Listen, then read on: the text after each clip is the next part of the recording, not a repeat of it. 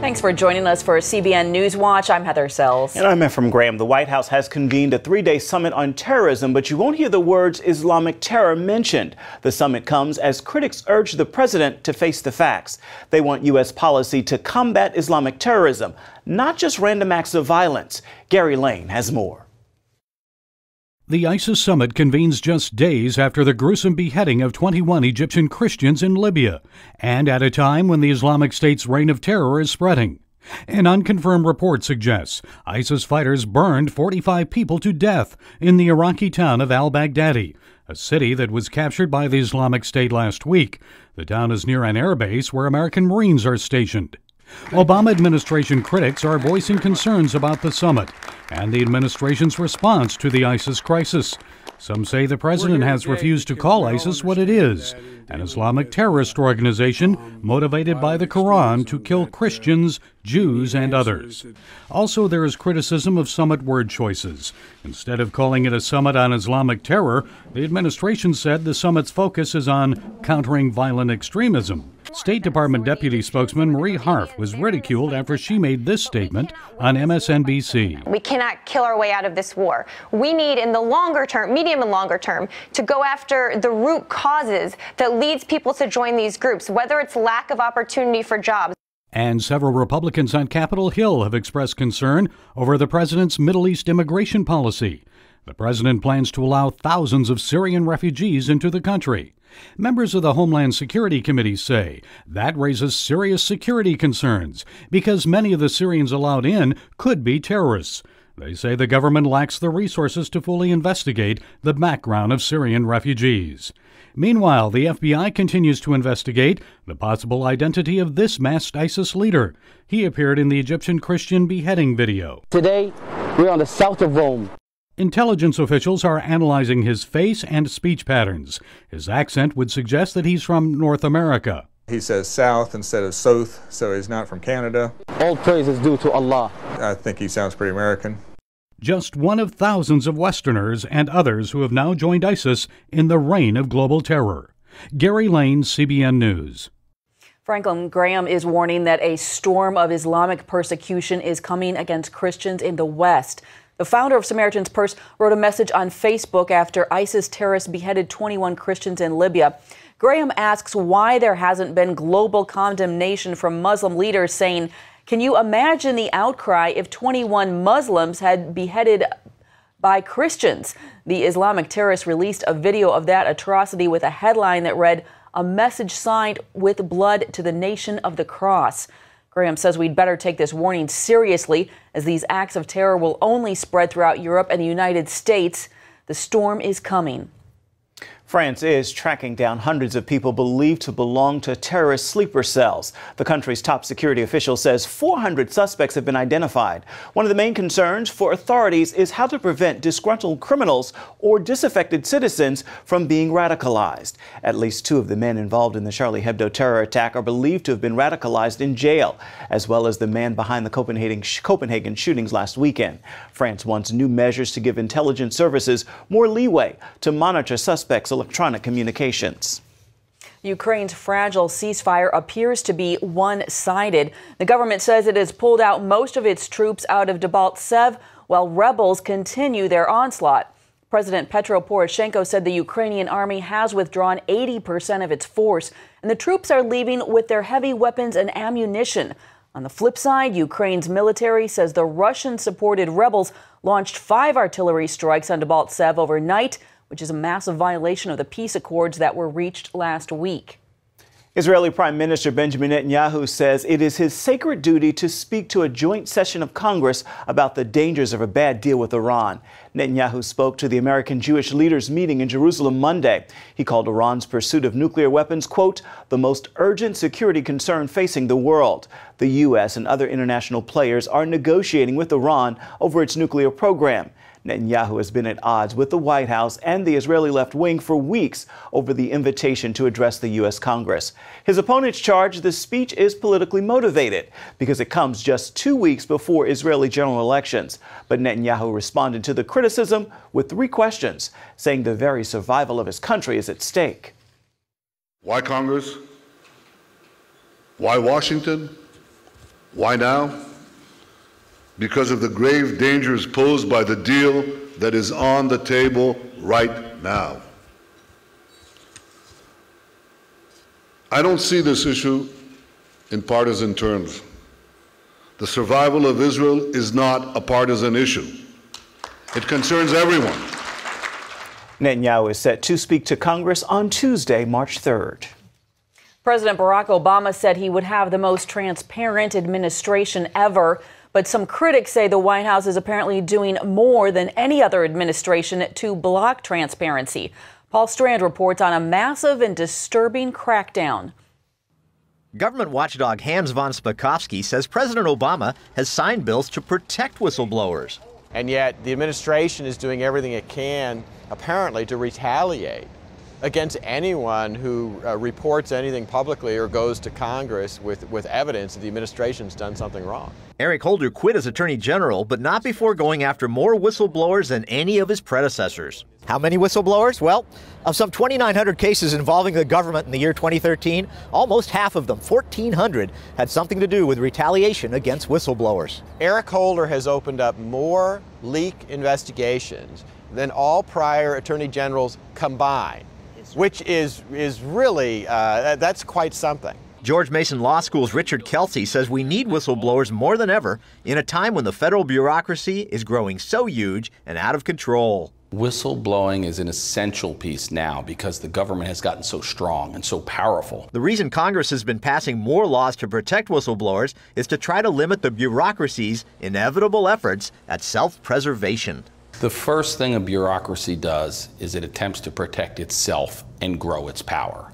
This is the problem with bureaucracies. Even 47 of Obama's own 73 inspector generals wrote to Congress complaining about his administration's refusal to be transparent and open. Refusing to turn over information and documentation that would enable them to do their jobs. That has never, ever happened before. Most of these inspector generals are Obama's own appointees.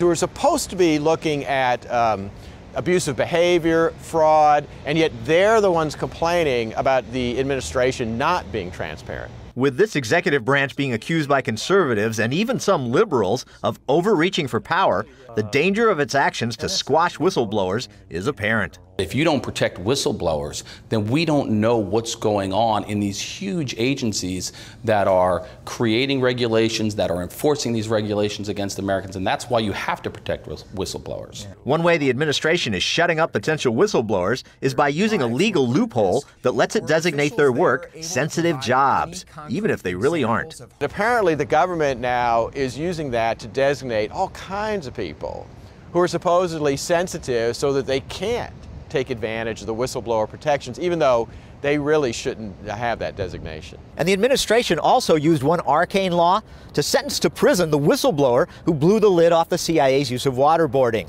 So the first official to be convicted for waterboarding was, oddly enough, someone who never waterboarded anyone, but the guy who exposed it. Paul Strand, CBN News, reporting from the White House. Winter weather continues to grip much of the eastern half of the nation today. In Boston, nearly 8 feet of snow has fallen this winter, and more is predicted for this weekend. Transit officials warn that the system there will not run normally for at least a month. In places like Manchester, New Hampshire, gas stations are literally out of fuel after back-to-back storms have prevented barges from getting into the ports. In the south, temperatures have plunged into the teens, following up to a foot of snow in some places. The concern, freezing and refreezing snow and ice over the next few days. Widespread power outages are also an issue in many states. Coming up, it's being called the cancer killer, and it is saving lives with virtually no side effects. Learn more about this revolutionary new treatment next.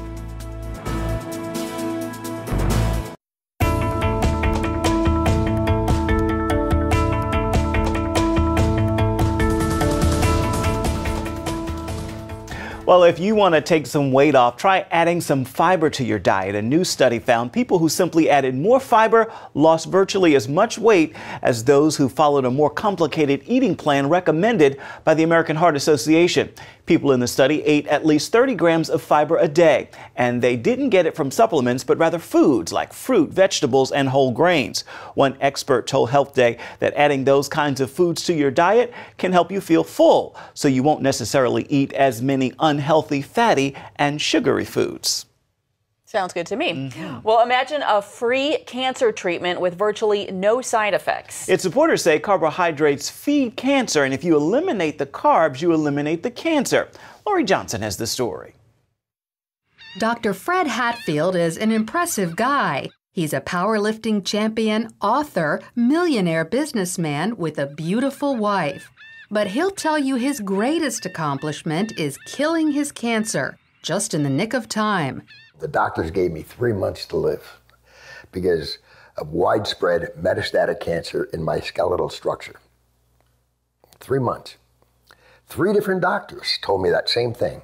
It's a horrible, horrible feeling to have someone tell you that the person that you love only has 3 months to live and you're not going to be with him anymore. While Fred was preparing to die, he heard about an anti-cancer diet, also known as metabolic therapy.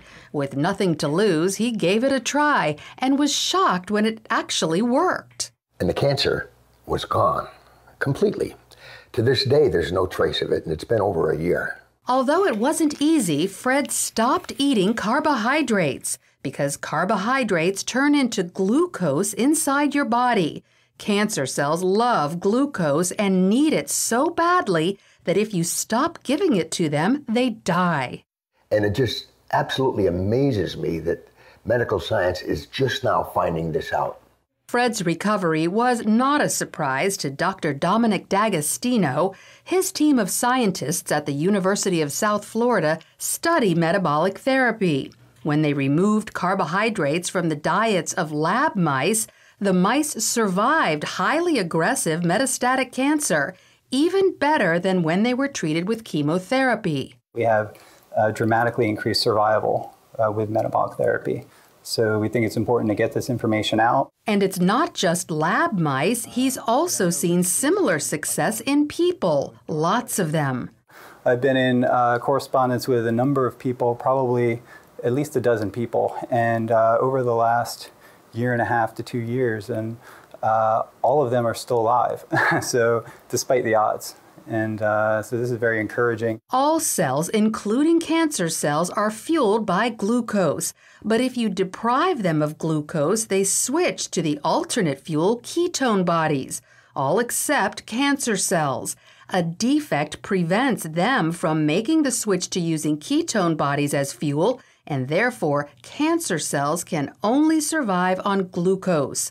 All other cells can use either glucose or ketone bodies. Your normal cells have the metabolic flexibility to adapt from using glucose to using ketone bodies. But cancer cells lack this metabolic flexibility, so we can exploit that. People like Fred, who deprive their cells of glucose and fuel them with ketone bodies instead, eat what's known as a ketogenic diet. It consists of almost 0 carbohydrates, but lots of natural protein and fat. You can go online and there's just cookbooks and, it's clean eating, just very clean eating. None of the sugars, the salts, the trash food. Natural proteins are ones in their original form, but processed meats like cold cuts and hot dogs are off limits because often carbohydrates have been added to them. Natural fats are in their original form, like olive oil, avocados, nuts, and also coconut oil. But stay away from trans fats such as shortening or margarine, which are man-made. Some people are afraid to try the ketogenic diet because they think all this fat is bad for their heart. But more doctors are now saying natural fat is actually good for you, even natural saturated fat like coconut oil and butter. Doctors like cardiologist Steven Sinatra. Is cholesterol the major cause of heart disease? Absolutely not. In his book, The Great Cholesterol Myth, he says the real cause of heart disease is inflammation, which comes from eating too many carbohydrates. We need to coach our patients and empower them about the dangers of sugar. Unfortunately, they're not hearing that. They're hearing the converse, the dangers of fat. Fat is healthy for you, as long as you avoid trans fats. So by cutting back on carbohydrates and eating natural fats and proteins, you could improve your heart health and even wipe out cancer. Lori Johnson, CBN News. Up next, an explosive growth of Christians in a country where 99% of the population is Muslim. I'll show you where this revival is happening. It's an area that was once hostile to the gospel, but now an amazing revival is moving through the northernmost reaches of Africa. And as George Thomas shows us in this exclusive report, tens of thousands of Muslims are turning to Christ. These images of North Africans worshipping have never been seen before on television. As the sun sets over the Mediterranean Sea, Muslims across this part of Africa are converting to faith in Jesus Christ in record numbers. What God is doing in North Africa, all the way from actually Mauritania to Libya, is unprecedented in history of missions. Tino Kahush, a graduate of Regent University, has spent years traveling the region to document the transformation. I have the privilege of recording testimonies and listening to first-hand stories of men and women, all ages, where they can be sitting in a room and see the appearance, the presence of God appear to them in reality. It's like a vision. Some of them gave me stories of they carry a conversation. It's not just a light that appears. His interviews confirm what experts say is a profound move of God in the predominantly Muslim nations of Mauritania, Western Sahara, Morocco, Algeria, Libya, and Tunisia. Sometimes I feel jealous. How come it's visiting the Muslim world at this time and age where we don't hear that happening in the traditional Christian community? From the shores of Casablanca in Morocco to Tripoli, Libya, experts say the growth of Christianity, especially in the last 20 years, has been unprecedented. And nowhere is that growth more evident than in the North African nation of Algeria. In fact, we never thought the Algerian church would grow so big. Pastor Salah leads one of the largest churches in Algeria, where 99% of the population is Muslim. He says every new Christian in his church came from a Muslim background. Some 1,200 believers attend the church. In fact, since we started as a church until today, we've baptized on average 150 to 160 believers per year. Men like Zino, who was invited to attend Pastor Salah's church by a friend. I saw Algerians worshiping God with all their hearts, and it touched me.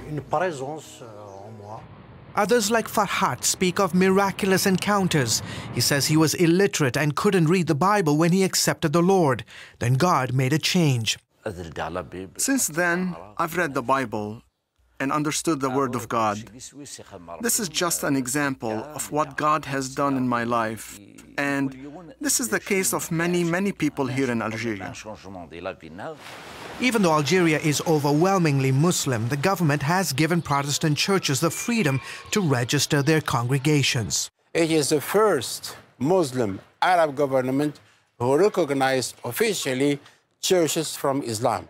Yusuf Krahmani is a leading Algerian pastor. He says the government will harass and intimidate Christians from time to time, but the level of persecution is nothing like it was 20 years ago. God has given us many opportunities to witness at the police stations, at the courts. And actually, once I went to the police station and they gave me 45 minutes to speak about Jesus. Just imagine yourself, they are all Muslims. Well, tell us about Jesus, please. But Algeria and the countries of North Africa weren't always open to the gospel. Peter is a veteran missionary in these parts. You know, there's that parable, the sower went out to sow and the seed fell on stony ground. This is North Africa. In those days was quite resistant and stony. For security reasons, we've altered his voice and concealed his identity. The religion and the culture were unsympathetic to anything that was foreign, and Christianity was considered to be the religion of the Europeans. Peter believes the arrival of satellite TV and the internet have dramatically changed people's perception of Christianity. Today in North Africa on TV you can hear native Arab Christians talking about their faith, who are mature Christians, answering questions, involved in debates. Emboldened by God's power, Algerian Christians are now on a mission to take the gospel to the four corners of the globe.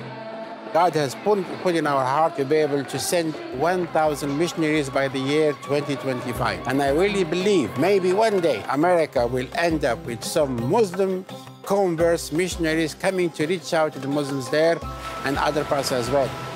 George Thomas, CBN News, along the shores of the Mediterranean. So that's total news to me. Algeria, you know. But always encouraging to see the Word of God come alive in people. And then that desire to send. Absolutely. So it's awesome. Beautiful. We'll be right back. Stay with us. Well, finally today, we've all been through that drive-through fix in search of the fast food. Right. Well, one Ohio church now is offering a drive-through faith fix, but for one day only. That's today, which is Ash Wednesday. Clergy at Advent Evangelical Lutheran Church near Columbus are offering drive-by ash service. A reverend at the church says congregants have been supportive of receiving the drive-by ashes on their foreheads. He tells the Columbus Dispatch it could be a first step back for some people who haven't been to church in years. But while it promises to be very convenient, just be aware they aren't asking you if you want fries with your ash. So they've got a good intent there, but maybe a little different. I tell you. That is it for now on CBN NewsWatch, and you can find more of our exclusive coverage of the issues that you care most about at cbnnews.com. Take the time to tell us what you think about the stories you've seen here today. You can do that on Facebook or at CBN News on Twitter. Certainly hope you'll join us again right here next time. Make it a wonderful Wednesday, everybody.